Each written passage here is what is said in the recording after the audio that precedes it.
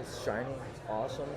It's cool. It's a piece Good. of hardware that I can give for my baby boy. Porque eu não comi nada antes. You know, Não comi nada. Eu vim absolutely. treinar. Hold on, I'm talking, brother. Hold on, I'm talking, brother. Hold on, I'm talking, brother. Hold on, I'm talking, brother. Hold on, I'm talking, brother. Hold on, I'm talking, brother. Hold on, I'm talking, brother. Hold on, I'm talking, brother. Hold on, I'm talking, brother. All right, I've got. Yeah, all right.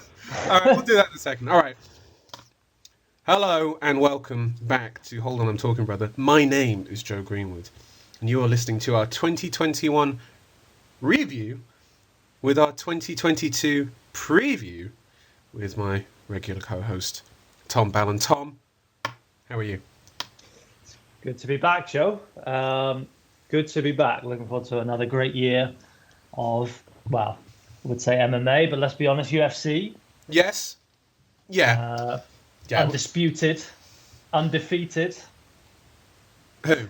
UFC. Oh, right. I thought you were talking about yourself, and I'm like, dodgy title win. No, I'm not there yet. When we get to our predictions for 2022, we can talk more about me becoming undisputed and undefeated. Me? Oh, okay, right. We'll get to that in a second. Yeah, so me and Tom, we're going to go through some reviews from the past year, particularly moments, fighters, just stuff in general that from the past year that we liked and disliked. Got 5 categories. We got breakout, we got disappointment, we got finish, we got fight, and we got fighter of the year. I have quite a bit of discrepancy between all 5 of those things. There's not any crossover. Or maybe one slight crossover in one of them, but all right. We're gonna there's a certain young man who pops up a few times for me. Oh, maybe young. Not so young. Okay, maybe not. Okay, I think you've given the game away there. But what we're going to do is we're going to pick one each, and then maybe one runner-up or maybe a couple others that sort of like sprang to mind for each of the categories, and then after that we're going to do 3 predictions each for 2022. Excuse me as I slightly belch there. And yeah, that'll be it, and you'll have a great time, and that's the end of it. Right, Tom, breakout of the year. Do you want to go first?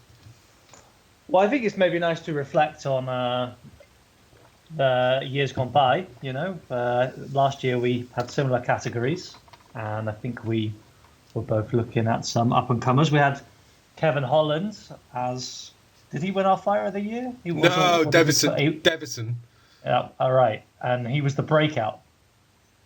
I think Holland was the breakout because he had that 5-fight run in 7 months. Well, and he knocked Jacare out off his back. Wow. One of the most insane knockouts ever. Yeah, so this breakout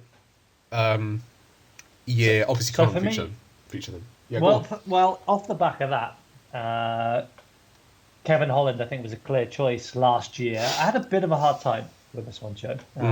Part of it comes down to how we're going to define breakout. Is it a guy who's catching those headlines who wasn't previously?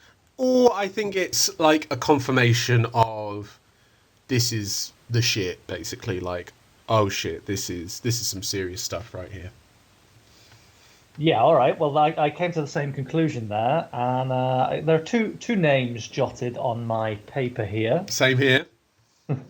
But they both fit different niches, different descriptions. So one of them is his profile has exploded this year, and the other one has reached true legitimacy. Okay, all right. Would you go with one? Go with the first one. The man who's reached true legitimacy and is my breakout fighter of the year. Yeah, is Cyril Gane. Oh, interesting. Because who was Cyril Gane last year? He was by the way, he was my number 2. Okay, go on. All right. So that's good. There's nothing too controversial yet. The other one, I think, Joe, we're going to have more of a discussion about. Okay. So Cyril Gane, one fight in 2020. Who was that? Dos Santos. It was Dos Santos right at the end of the year, and the first guy with name recognition that he had fought in the UFC. And all right, interesting, but not really. It was very, very much a niche name. Yeah. I remember that knockout, and I remember getting annoyed by. Sorry, there was something that annoyed me about that knockout, which was the immediate, oh, that was the back of the head knockout. Do you remember that elbow? And then Rogan sort of put it on him, and he's like, oh, maybe it is. I don't know. It's shiny. It's awesome. It's cool. It's a piece Good. of hardware that I can give for my baby boy. Porque eu não comi nada antes. You know, Não comi nada. Eu vim absolutely. treinar. Hold on, I'm talking, brother. Hold on, I'm talking, brother. Hold on, I'm talking, brother. Hold on, I'm talking, brother. Hold on, I'm talking, brother. Hold on, I'm talking, brother. Hold on, I'm talking, brother. Hold on, I'm talking, brother. Hold on, I'm talking, brother. All right, I've got. Yeah, all right. All right, we'll do that in a second. All right. Hello and welcome back to Hold On, I'm Talking, Brother. My name is Joe Greenwood, and you are listening to our 2021 review with our 2022 preview with my regular co-host, Tom Ballon. Tom, how are you? Good to be back, Joe. Good to be back. Looking forward to another great year of, well, I would say MMA, but let's be honest, UFC. Yes. Yeah. Yeah. Undisputed, undefeated. Who? UFC. Oh, right. I thought you were talking about yourself, and I'm like, dodgy title win. No, I'm not there yet. When we get to our predictions for 2022, we can talk more about me becoming undisputed and undefeated. Me? Oh, okay, right. We'll get to that in a second. Yeah, so me and Tom, we're going to go through some reviews from the past year, particularly moments, fighters, just stuff in general that from the past year that we liked and disliked. Got 5 categories. We got breakout, we got disappointment, we got finish, we got fight, and we got fighter of the year. I have quite a bit of discrepancy between all 5 of those things. There's not any crossover. Or maybe one slight crossover in one of them, but all right. We're gonna there's a certain young man who pops up a few times for me. Oh, maybe not so young. Okay, maybe not. Okay, I think you've given the game away there. But what we're going to do is we're going to pick one each, and then maybe one runner-up or maybe a couple others that sort of like sprang to mind for each of the categories, and then after that we're going to do 3 predictions each for 2022. Excuse me as I slightly belch there. And yeah, that'll be it, and you'll have a great time, and that's the end of it. Right, Tom, breakout of the year. Do you want to go first? Well, I think it's maybe nice to reflect on the years gone by. You know, last year we had similar categories, and I think we were both looking at some up-and-comers. We had Kevin Holland as... Did he win our Fighter of the Year? No, Davison. Yeah, all right. And he was the breakout. I think Holland was the breakout because he had that 5-fight run in 7 months. Well, and he knocked Jacare out off his back. Wow. One of the most insane knockouts ever. Yeah, so this breakout year obviously can't feature them. Yeah, well, off the back of that, Kevin Holland, I think, was a clear choice last year. I had a bit of a hard time with this one, Joe. Part of it comes down to how we're going to define breakout. Is it a guy who's catching those headlines who wasn't previously? Or I think it's like a confirmation of this is the shit, basically. Like, oh shit, this is some serious stuff right here. Yeah, all right. Well, I came to the same conclusion there, and there are two names jotted on my paper here. Same here. But they both fit different niches, different descriptions. So one of them is his profile has exploded this year, and the other one has reached true legitimacy. Okay. All right. Would you go with one? Go with the first one. Sort of the man who's reached true legitimacy and is my breakout fighter of the year. Yeah, is Cyril Gane. Oh, interesting. Because who was Cyril Gane last year? He was by the way, he was my number 2. Okay, go on. All right. So that's good. There's nothing too controversial yet. The other one, I think, Joe, we're going to have more of a discussion about. Okay. So Cyril Gane. One fight in 2020. Who was that? Dos Santos. It was Dos Santos right at the end of the year, and the first guy with name recognition that he had fought in the UFC. And all right, interesting. but not really. You know, it's very, very much a niche name. Yeah, I remember that. I remember that knockout, and I remember getting annoyed by. Sorry, there was something that annoyed me about that knockout, which was the immediate. Oh, that was the back of the head knockout. Do you remember that elbow? And then Rogan sort of put it on him, and he's like, "Oh, maybe it is. I don't know." But it's like clearly wasn't. Like it's just Rogan again, winner yet again for the 10th year in a row of worst commentator. But he sort of puts that narrative out there and refuses to accept it. On other things as well, but I won't go into that. Anyway, sorry, continue. Ciryl Gane. All right, that's very topical right now. Ooh. Yeah. Ciryl Gane. So from nothing, or bit niche to almost champion in waiting. Next star, untouchable, 3 fights, 3 wins.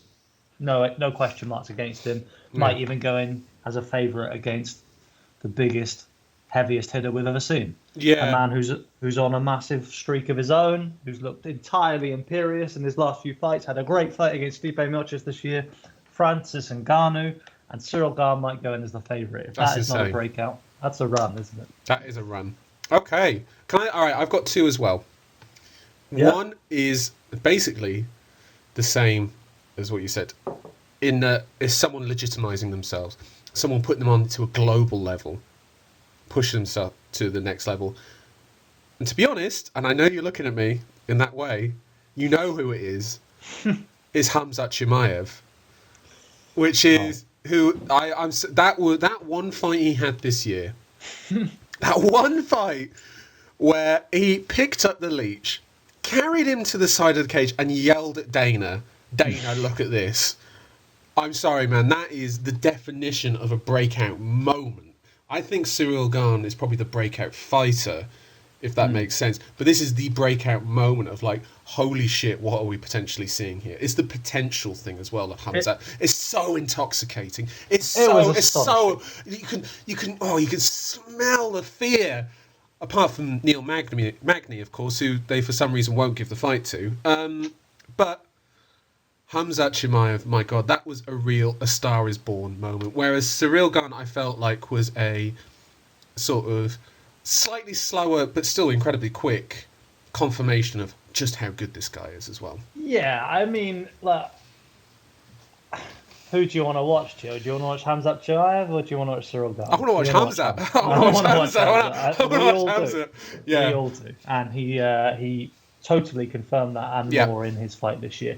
Interesting because we were so excited about him back in 2020. Obviously, he ran into a lot of trouble at the end of the year with COVID, with fight cancellations and everything else that's been well documented. So also a name who came up as a breakout last year.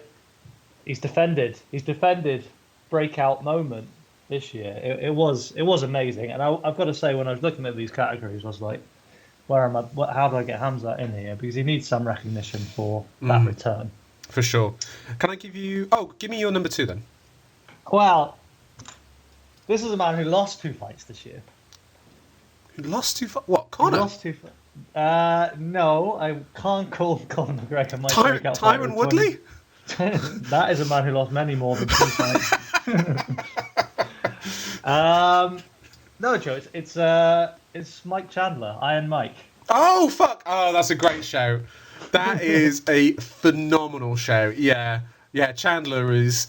Do you know what? Do you remember before the Dan Hooker fight, you were a little bit like, who the fuck is this guy? He's like, whatever. Yeah, and I was just like, man, I don't know. You got to... And then... I mean, 2 potential Fight of the Year candidates. We'll get to that later. Absolutely. We might hear a bit more about Michael Chandler later, but just to say that this man is a star. He is an absolute star. 2 great fights. He's a huge draw. Crazy. The fact that he lost twice as well. He hasn't won a fight this year. Well, he beat Hooker, and that's it. Like he beat Hooker. That was January. That was January. Okay. So he did get 1 win, but it's like he's 1 and 2. That's a huge announcement then, and that makes him even more, pushes him up. He's so like, do you know what it is? He's so American, and he's so, but it's like it's not irritating to me. To me, he's just like this guy. And I look at him and I'm thinking, like, this guy could be a fucking incredible athlete in any sport, pretty much. And it's just a pleasure to watch him. Can I give you my other breakout of the year? Okay. He's not the winner, though. No.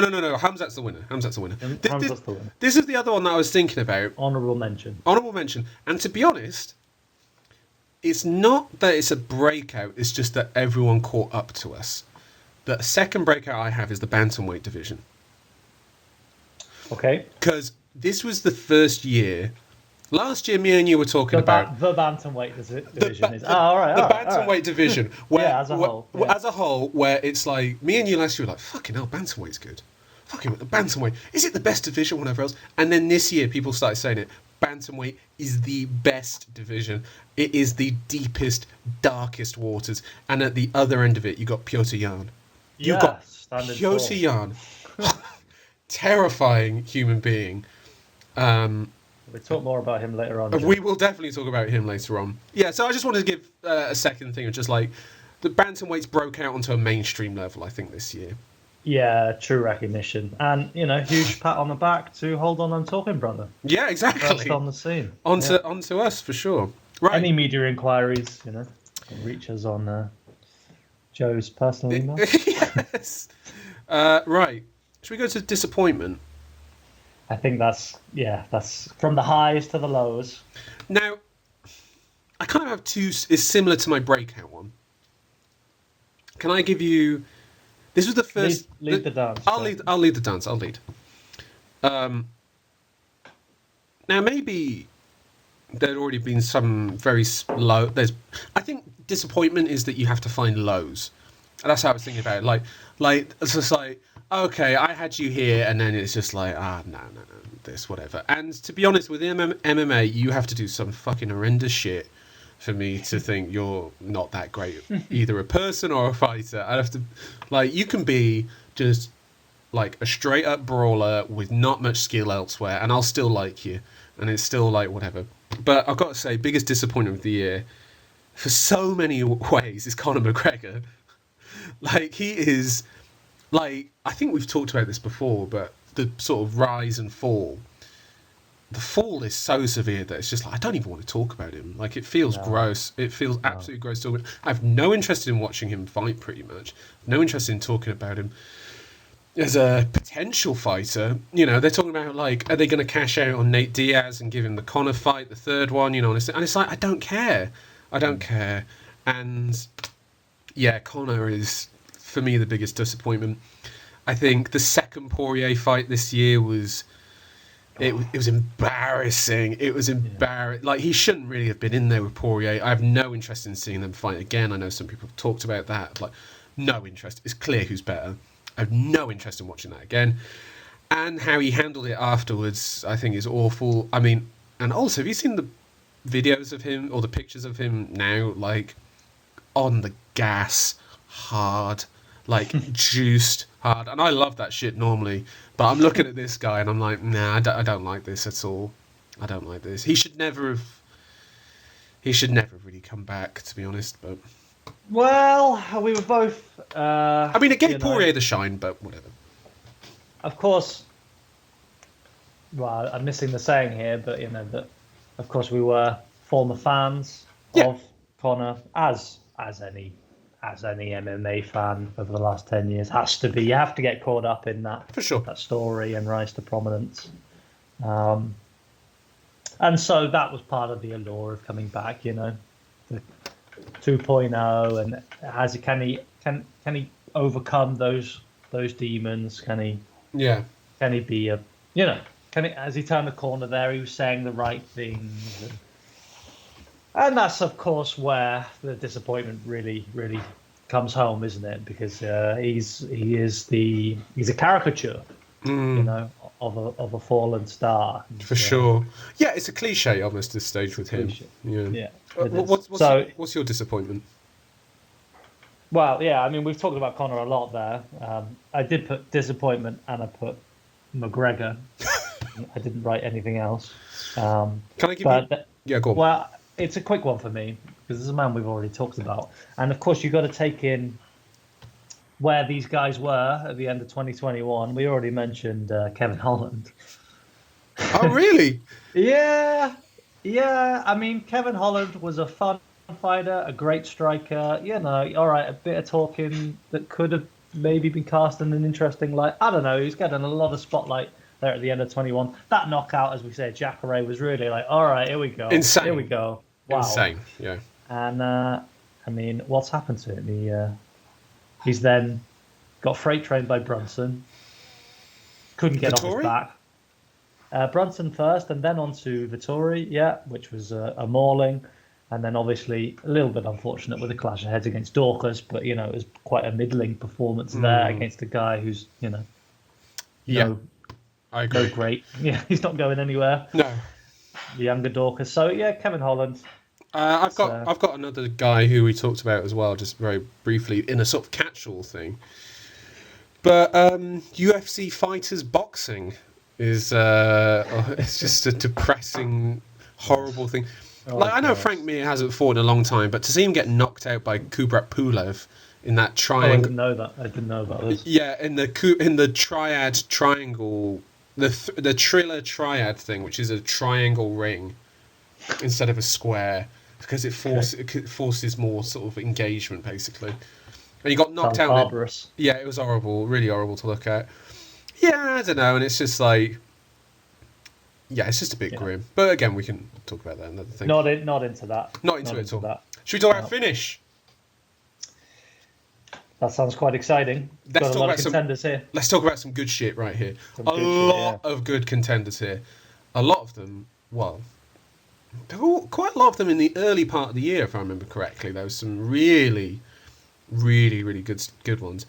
Give me your finish of the year, because I reckon it's the same as mine. I think it's indisputable if you take it the moment and what it signified and the effect of the sweat flying off a certain, not young man, but a certain aging star's mop. It has to be Kamaru Usman finishing. Masvidal with the straight right. Masvidal had mocked his striking to such an extent. Wow, what a way to answer the critics. Amazing. Yeah, just a rock star knockout. Just a huge moment, Joe. Yeah, it was one of the most satisfying finishes, because it's like Masvidal again. By the way, talk about someone whose stock has fallen. Like, just not much interest in him now. Joe, come on, hold up there, buddy. Hold up. We got some fights for Masvidal this year, which could be fun. I am excited for one of them. But yeah, just a beautiful, just the technique, the grabbing of the hands, pulling out the way for the fucking freight train coming right down the middle. Just a sublime knockout. My number 2 was very close, though. I was Sandhagen on Frankie Edgar. Yes, of course. Incredible. Flying knee. Incredible. Yeah. And also Rose Namajunas on Zhang was close for me. Yeah, especially when you break that down and you realise that she had watched how Weili was trying to deal with those leg kicks, stepping in and stepping out, stepping in. And Weili steps in, goes to step out. Turns out it's not a leg kick. It's going up top, and Weili's got no idea. Yeah.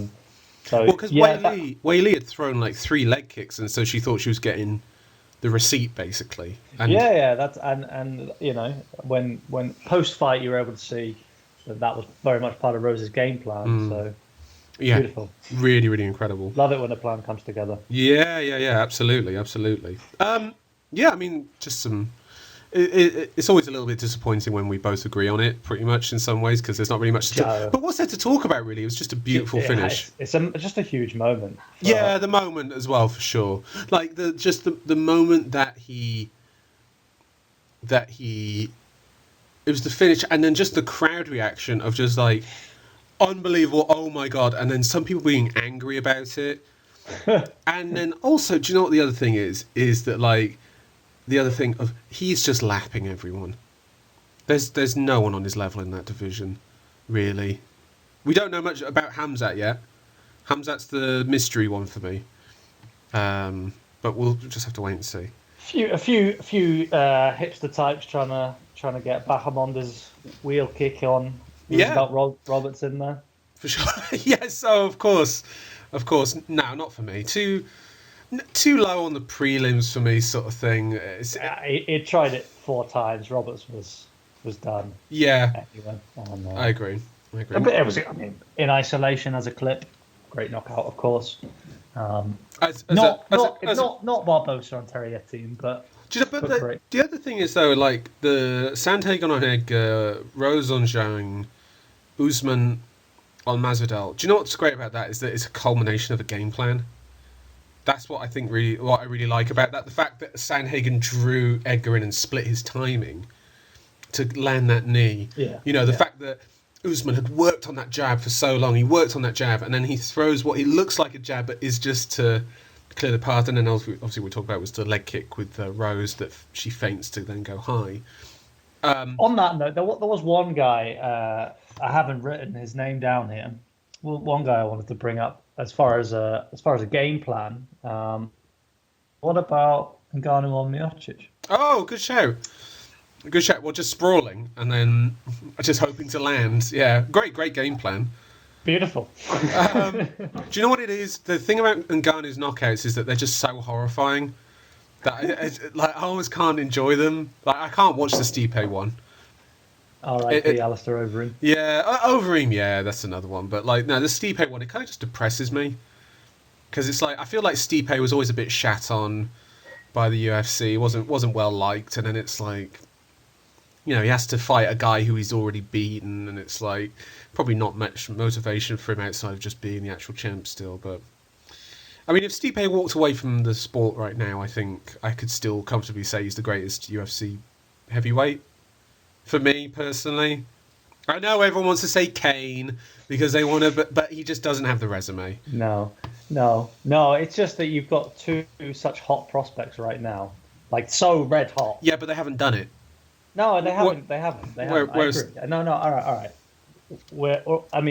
Okay. First of all, Ngannou Miocic 3. Who wins that? Ngannou. One name. Ngannou wins it. Ngannou, okay. It's not happening. Peak Miocic versus Ngannou. Ngannou. I don't know. Miocic. Miocic. No, get out of here. Yeah, for sure. Get out of here. For sure. No, but that's not going to happen. That's not going to happen. No. So I'm a bit like, well, it's not going to happen, so I can't talk about it. There is something else that we'll be talking about in a bit, though. Let's talk about Fight of the Year. I remember saying to you there weren't that many contenders about maybe 4 or 5 months ago. But I have a number 1, but I'd say is a little bit controversial. But Tom, I want you to go first. Well, I've only got 1 fight written down here, Joe, and I feel I might be. Oh, I don't think I'll be mocked by you, but I feel like others, they might not see what I see and what I saw in this. And I have nothing else written down, so I'm looking forward to hearing what you've got to say. I did consider a few other contenders, but ultimately there weren't too many fights with huge swings in momentum that were at a high level. Anyway, which is what we normally like. I picked Petr Yan and Corey Sandhagen. Yeah, that's my number 1 as well. That's my number 1. Okay. That's my number 1. I was certain I'd be alone. No. I think it's undoubtedly for me the fight of the year. The one that I have number 2 is similar in terms of shifting momentums and techniques and whatever else, but in a much shorter time frame, which was Oliveira versus Chandler, which much more explosive, bigger moments. I can see why for sure. But Sandhagen Yan, I've watched it a couple times now. Just how that fight moves and undulates, and I know that Yan pulled away in the last 3 rounds. But it's not as close as it's not as far apart, as people want to make it out. It was so close, and it's just that Yan had those moments. That's what Jan's so good at. He's good at those moments. But the fact that Sandhagen went in there, won maybe the first 2 rounds. He definitely won the first round, maybe won the second round, and that he got the best Petr Yan performance that we've seen so far, and took it and gave back. And what they were landing on each other and the traps they were setting were just incredible. Well, that's just it. that's just it. I mean, you can use a lot of superlatives for Corey Sandhagen in terms of being a cerebral fighter who can measure the distance, who has great movement, who, as you say, sets traps and throws in a lot of feints. It does everything we really like at the highest levels of the sport. And the fact that was not enough, even though it really looked like it could be early on. That's what was just so exciting for me.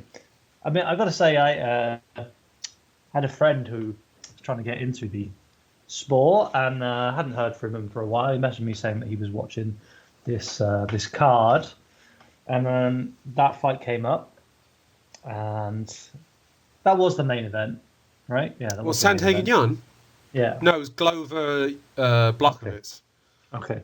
So following this fight, I messaged him to check in and, sign up another subscriber to the podcast, Joe.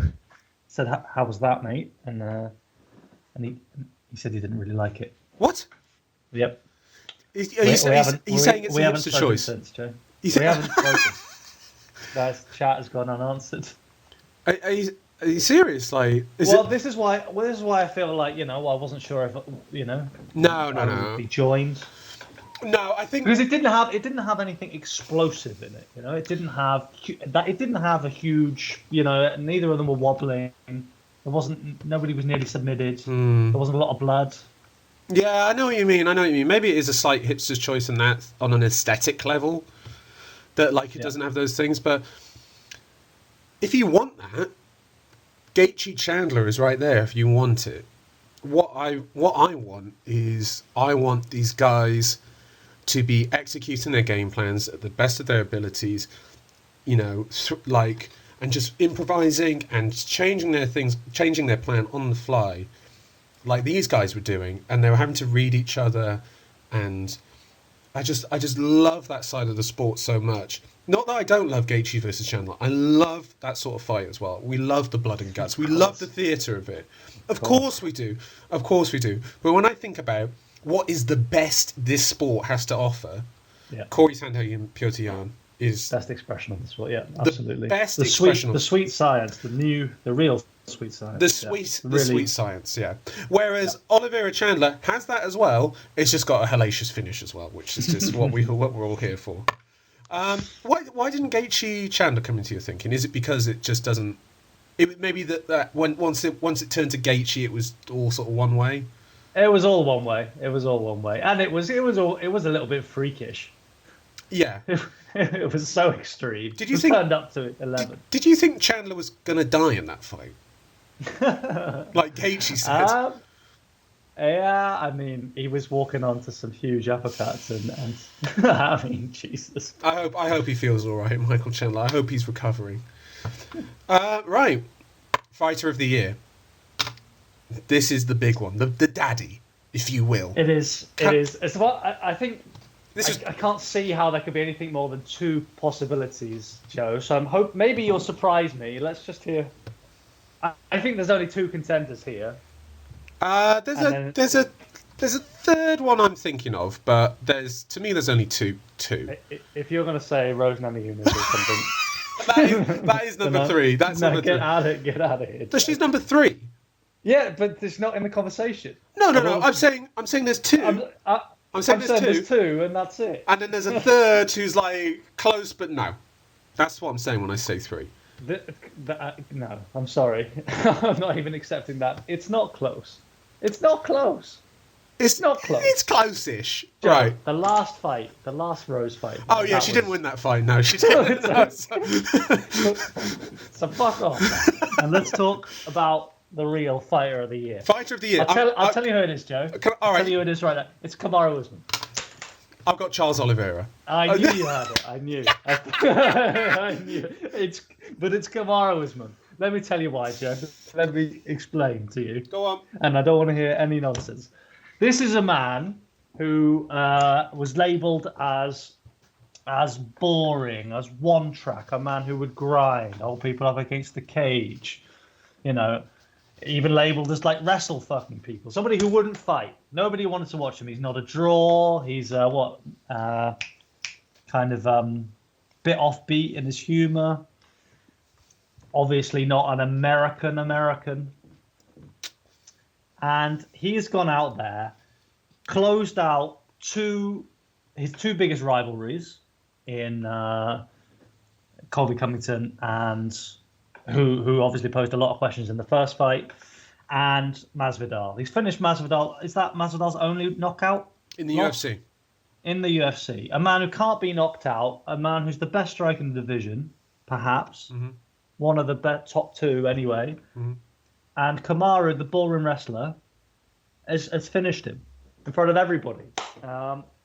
As he already claimed knockout of the year. Then we get on to his fight with the next hottest prospect after Colby Covington, which is Gilbert Burns, a former teammate, tricky emotionally, somebody who knows his game inside out. He finishes him, Joe. Three fights, after being three rocked. defenses. He finishes him after being rocked as well, so he was in trouble. Yeah. At one point in that fight. No, he was tested also in the Colby fight. For sure. So I just don't know how you can beat that. Three defenses. Suddenly he's up there with GSP. You know, he's coming into the picture of GSP. Nobody would have told me that in 2021. Especially he's turned around the popularity of the guy. I want to watch Usman fight. I want to see what's next. Of course. I mean, I felt like I wanted to watch him fight after the Woodley one because it was such a dominant, like, drowning someone sort of performance. But yeah, obviously it wasn't the most sexy performance. It's not the performance and he's given us that. He's given us those performances ever since. Those three fights, all three, Joe. I'd say all three were amazing. I'd say 4 out of his 5 title defenses are fantastic fights, fantastic performances. Yeah, no, he's amazing. With the exception of the other Masvidal fight. Yeah, due to the circumstance of the fight being booked on a week's notice for both of them. So it's like, what can you really do? Yeah, my fighter of the year is Charles Oliveira.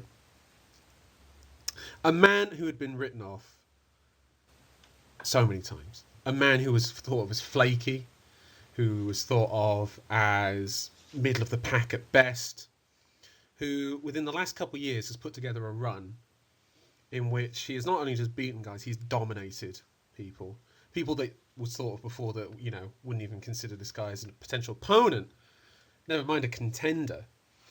And he goes out there and finishes Michael Chandler with a stunning left hook. Finishes Michael Chandler.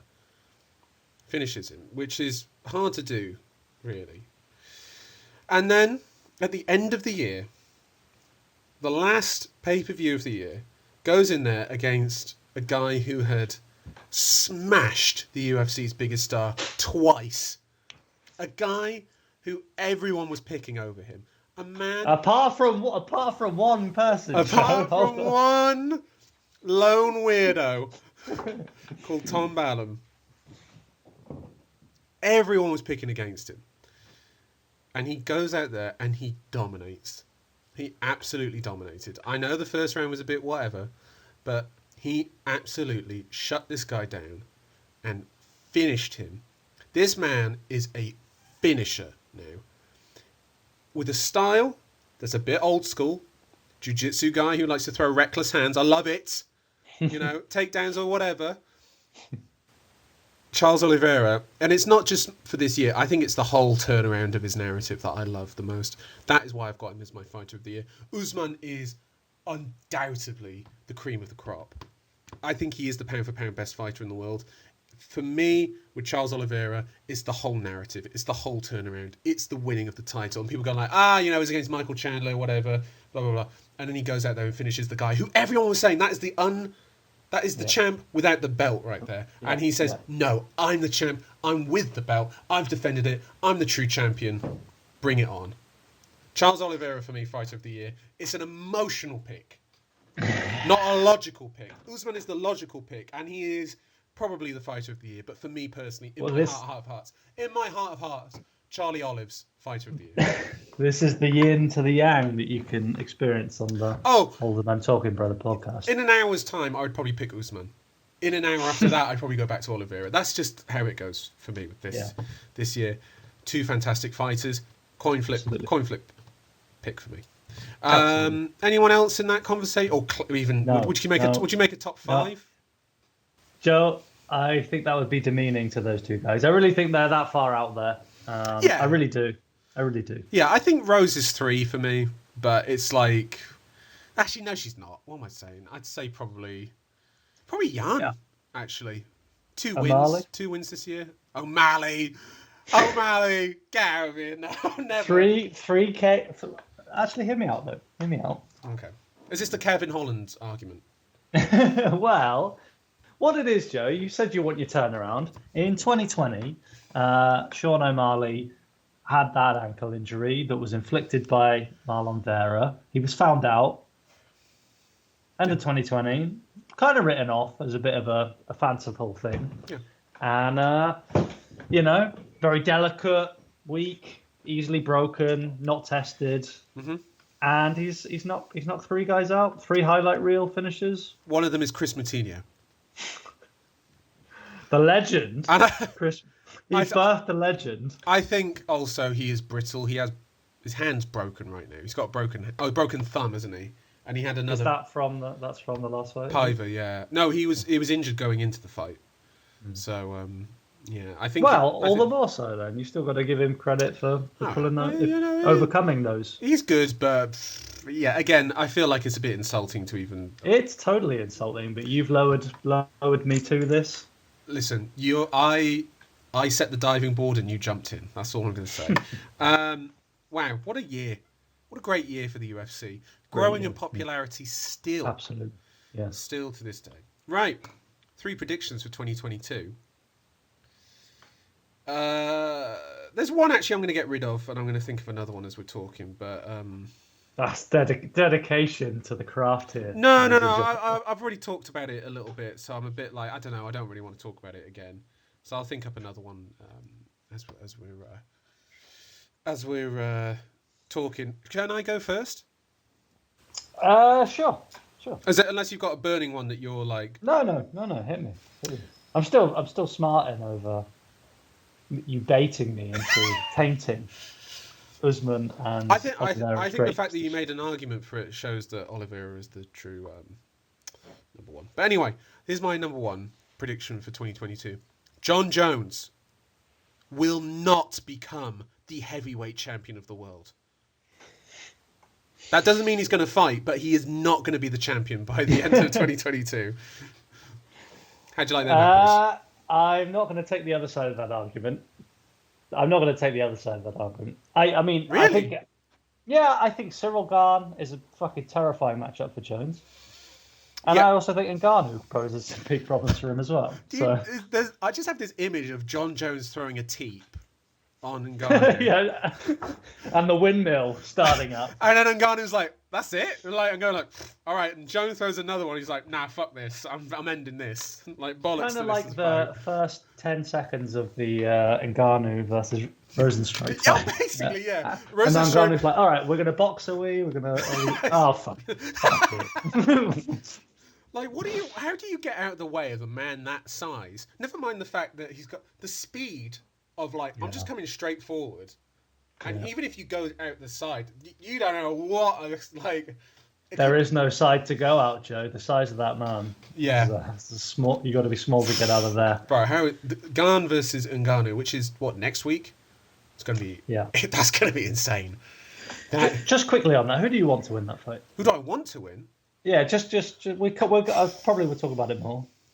It's not this week. No, it's next week. So we'll talk about it more. Just snap answer. Who do you want to win? What's your heart saying? I think Ngannou. I want Ngannou. All right, good. Whether I think he will win is a different issue. No, we'll get into that. But yeah, I want Ngannou to win as well. Yeah. So I am predicting that one of these 3 fighters from the British Isles, one or all of these fighters, will be fighting for Bellator soon. No, Joe. Okay. Actually, one or all of these guys are going to get the rocket. What is the rocket? It's the Sean O'Malley treatment. It's, build them up out of nowhere. They're going to get some promotion. We're already seeing some glimpses of it. 2 of them are coming to the UFC this year. One is Paddy Pimblett. Oh. I think he's going to get promoted. and he's going to get opportunities. Do you reckon he'll get that Cowboy Cerrone fight that they've been talking about? Well, that would be an example of the Rocket, yes. A man with Paddy Pimblett's, record and getting to fight Cerrone, getting to smash Cerrone and move on. That's what I call the Rocket. Another one could be Ian Gary. Oh, that's an interesting one. What did he make of his debut? Yeah, I'm a bit like, it's okay. Yeah, I think there are plenty of dross to chuck him out and build him up. Oh wow! Oh, so you're not even saying that they're good. You're just saying that they just no. I'm saying let's build some stars from the British Isles. These guys have got the patter. I think the UFC likes the Dana's got a bit of a soft spot. I think for the fights from the British Isles, especially the white ones. Don't say it, but Dana, I think. Wait, I mean, Paul Leon. Mark Jacasey, is that what we're talking about? Like here, yeah, Paul Leon. It's just Paul Leon. Leon, by the way, when you're talking about promotion, like that's a guy who should just be like you talk about like when they say like the BMF champs, just like mate, that guy came from some fucking dodgy places, and you're not giving him. It's just not giving him shit, Joe. It's the accent and the lack of banter, isn't it? And they, I think they do like these characters, Paddy Pimblett and Ian Gary. Another one, Tom Aspinall, but he's, I think he's going to get there organically, though. I think he's that good. Yeah, that's kind of where I was, and it's also heavyweight, and so that was my other prediction. Good stuff. Okay, do you want my number 2? I do. Okay. Adesanya to vacate the middleweight title. Wow. I think Walk me through that. I think he is going to. Don't tell me he's going up. He's going up, brother, and he's going up properly. I think that they are smart enough to realise that maybe he doesn't quite have the size in his current state to flourish at light heavyweight. I think by the end of 2022, when I say vacate the middleweight title, of course, I mean that he's going to give the title up and move up to light heavyweight fully. I think in a lesser sense, though, I think light heavyweight will become his priority by the end of the year. In that, he'll be talking more about it, and I think probably early 2023, I think he's going to make the move for the title again. So built in that, I take it we're he beats Robert Whittaker then. Is that what you're saying? In my mind, right now, like we're talking about Ngannou, I was thinking, who's going to win? And I think, all right, Adesanya wins. And then I think about future...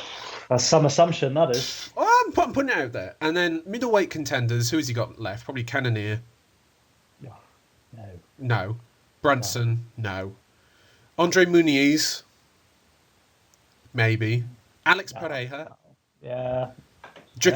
Pereira. They've got to build him up fast. I don't think he's getting there, Joe. You don't think cleaned out? You get cleaned out before then. And then Vittori cleans him out. And then Dricus du Plessis, who will be the other one. Who again, I don't think is a great fighter per se, but is an entertaining one.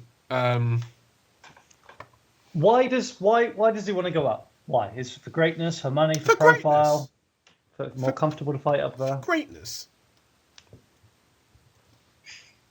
All right, one to watch. I think that is a big assumption that he will beat Robert Whittaker. That's a fight I'm very excited for. Yeah, I do. I think Whittaker can make it. I mean, of course, Adesanya will go in as the favourite. For sure. But it's a bit dismissive of Whittaker. I think he's the second best in the division by a mile. And is former champ, can make adjustments, smart fighter. I don't think he'll get caught blitzing in again. I don't think it's going to be the same fight as the first one. I don't think so at all. All right, give me your number 2 prediction. Well, it ties in quite nicely to what we're just discussing. Because I am saying it here now, Joe, and it's a bit left of field. I love it. The champion of the light heavyweight division in 2023, all right, at the start of 2023, will be Glover Teixeira. Fuck off! That is unbelievable. That is. I thought you were gonna twist me there and say not Glover Teixeira. Is he not going to fight this year? Joe, the heart wants what it wants. The heart wants what it Wow. wants. So do you reckon he's gonna like Prohashka's just gonna drown? Like I think it's the Eastern Guard, Joe. I think he starts with Blahovic. Who's he had already? Is Rakic left? No, he's He's beaten Kutalaba. He's beaten Kutalaba. If you're Eastern European and you fight a light heavyweight, You're getting You're getting choked, son. You know what? Yeah. I want that to happen. And then for everyone to go, Glover Teixeira is the third greatest light heavyweight of all time. Like, it's behind Jones and Cormier is Glover Teixeira. Brother, I want it. Although I don't think that's going to be the case, sadly. I think it's a left of field, but I do think there's a route, Joe. I think he doesn't. Oh, for sure. He doesn't have to be so active. I think he can beat. I think he can beat these young bucks who swing. I think he can beat Prohashka. I'm super high on Prohashka though. Like, I think he's incredible, but Glover can beat him. Glover can beat him for sure. There's danger for Prohashka in that fight. Yeah. I actually think that even if Prohashka beats him, I don't think Prohashka will be champion by the end of the year. Mm-hmm. Who am I thinking of, Tom? That's right, Ankalaev. Yeah, he's coming. Yeah. If John Jones was light heavyweight champion, would you have him beat Ankalaev? If it was John Jones, the guy who fought Dominic Reyes. Yeah, this is it, isn't it? That is the clarification that I needed. I think it's a tough one. He's such a measured striker. Is our boy. Maybe Jones could upset his rhythm. So Jones is an awkward guy to fight. Yeah, very. But yeah, Ankalaev looks like he's got a bright 2022. Okay. Can I give you my third prediction? If he can dodge Teixeira. Here is my prediction. My third prediction. By the end of 2022, Valentina Shevchenko will not be the flyweight champion. First Nunes, now Shevchenko. Why, Joe? I think women's flyweight is starting to fill up a little bit. I thought you were going to say they're going to cut it. Because the division won't exist anymore. All right. That is more likely. But I am going with this because there are a couple contenders in flyweight who I think are 1 or 2 wins away from a title shot. I'm looking at Manon Fiorot, the French fighter out of Factory MMA, where Cyril Garn is currently based out of. I'm looking at Tracy Cortez, who has also got a 3-0 record at the moment. Erin Blanchfield, who just beat... Sorry, what was her record? Can you repeat that? 3-0 in the UFC. Okay. 9-1 in total.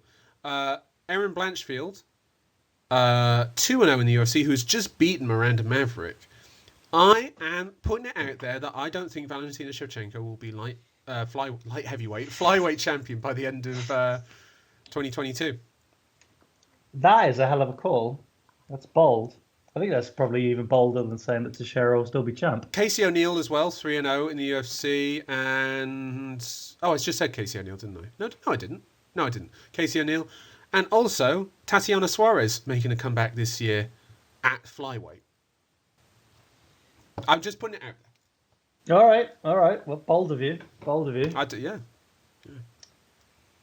No, bold of you. No, you're number 3. I have nothing to say there. Okay. I'd say, other than I can't see her having the same fate as Amanda Nunes. That's for sure. You mean I can't see? By the way, get beat in that fashion. We haven't talked about it. We haven't talked about it. Should we talk about Nunes Pena quickly? One of the best fights I've ever seen. One of the worst fights. It was appalling performance from Nunes. She brought the sport into disrepute. She got jabbed in the face 4 times in a row, clean. It was horrible. But no adjustment. No, what's going on? Nunes was horrible. What's going on, Joe? That was so bad. It really.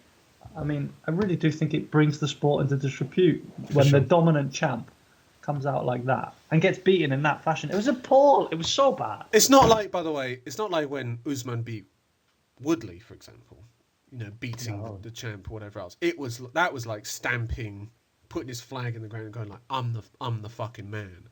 Whereas with Pena, it was just like, what's going on? Like it's almost like a circus act. Do you know what I mean? Like this isn't right.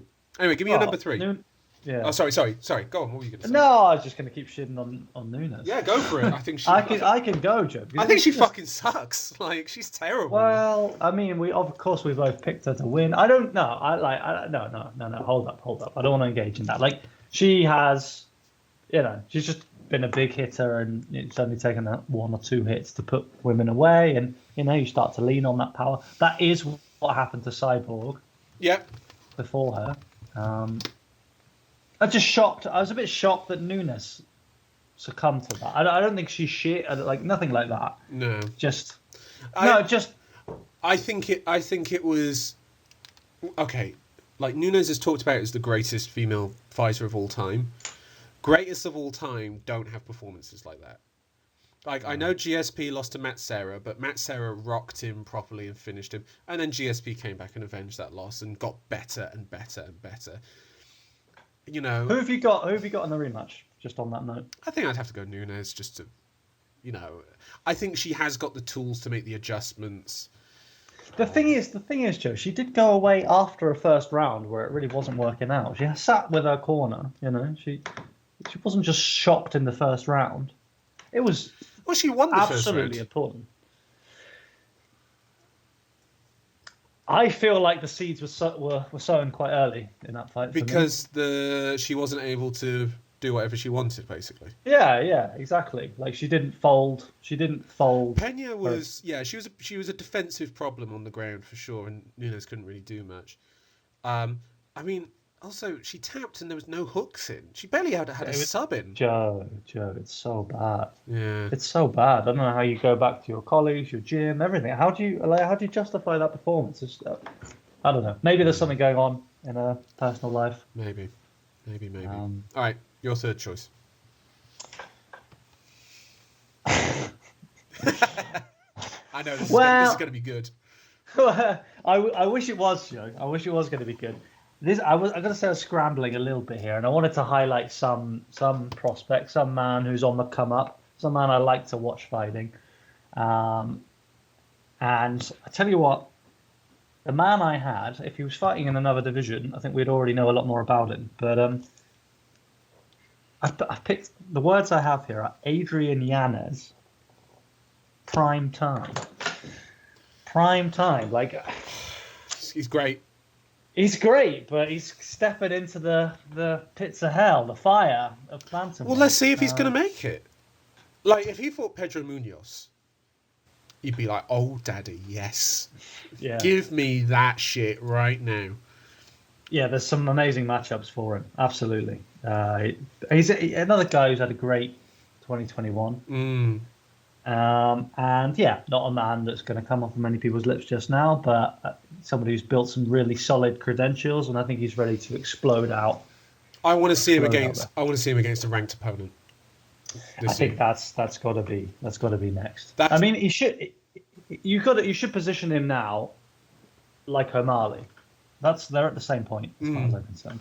Yeah, and Yanez has done it in a grimier, fighting on the fight nights at the Apex, sort of not much show, and it's just like he's a bit of a hardcore choice as well. Like it's not like when there's guys at work who are casual MMA fans who think that the fucking sun shines out of Masvidal's ass and fucking thinks that Sean O'Malley's the fucking next big thing at bantamweight or next big thing in MMA, and it's just like I think who do you think's more likely to win the title, Yanez or O'Malley? Like, if you just look at them as fighters and you put them against ranked opponents, who do you think's more likely?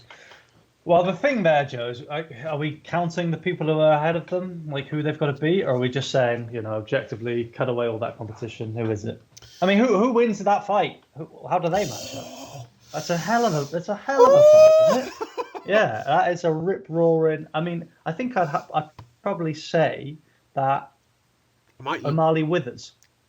Yeah, I was about to say, I think O'Malley, he'd put hands on Yanez, and I don't think Yanez would go away very easy. And that's just it. And I think Yanez would start blasting him with those leg kicks, and he would just start that dog. He's got a dog to him. That I love. Has.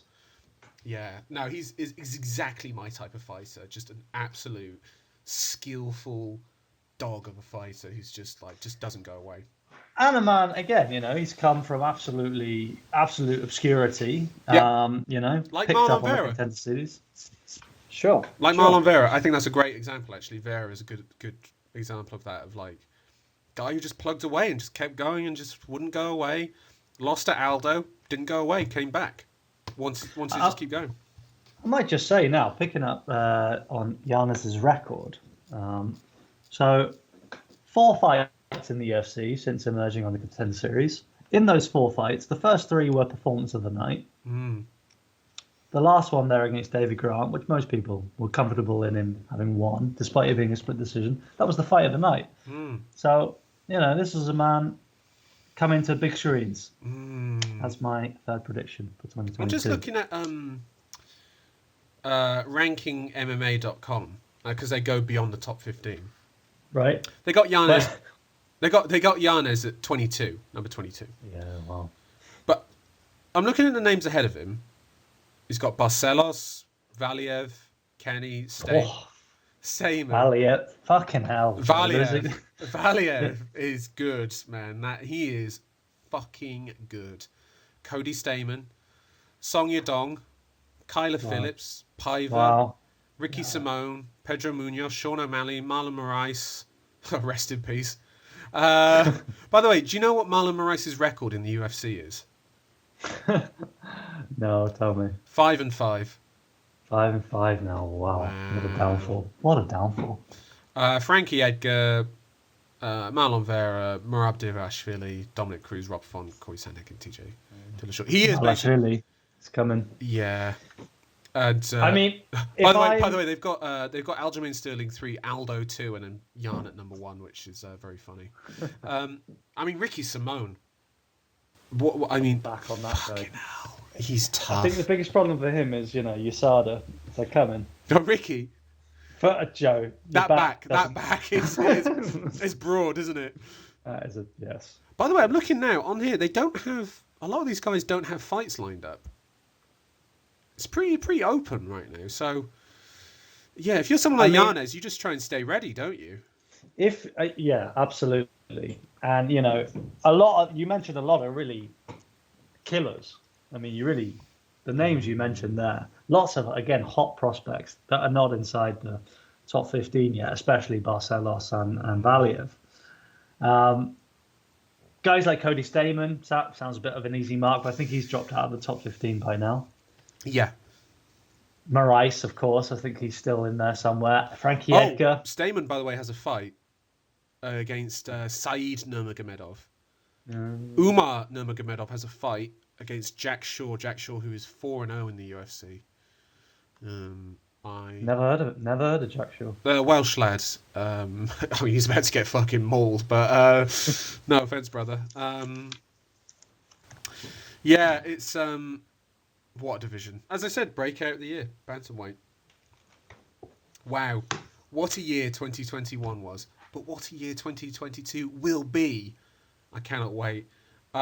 Next pay-per-view, we will be back next week. Ngannou versus Gane. What is that card even? Little preview. Well, I think we should hold off on it, Joe, because I also don't know. Yeah, I'm not informed. I gotta say, whilst I loved, and it's a true passion, of course, the UFC, it has been nice, to have this moment of pause, moment of reflection, and before the engine starts up again. Oh. So I haven't consulted that card at all. Hey man, there's some bantamweights on this card.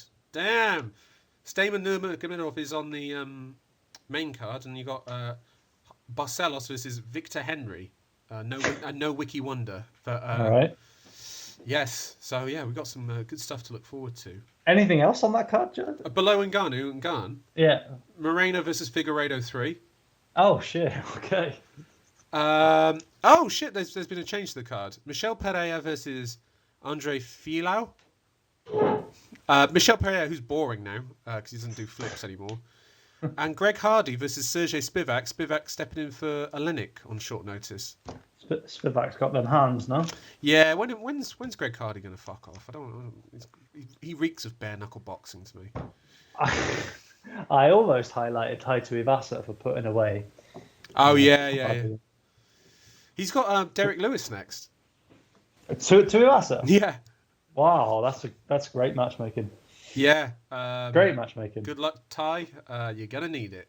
That's yeah. I mean, you told me you're tired of Derek Lewis, Joe. What's that? You told me going into that fight against Dorcas, you'd had enough. You didn't fancy Lewis. You didn't want to watch that fight. Oh, against Dorcas. Yeah. I did a little bit, and then he did that switch kick to close the distance and just unloaded, which was great. I loved it. What can I say? That's the Derek Lewis I love. Anyway, listeners, this has been an hour. We've had enough. Goodbye. We'll see you next week. Bye bye. Bye bye.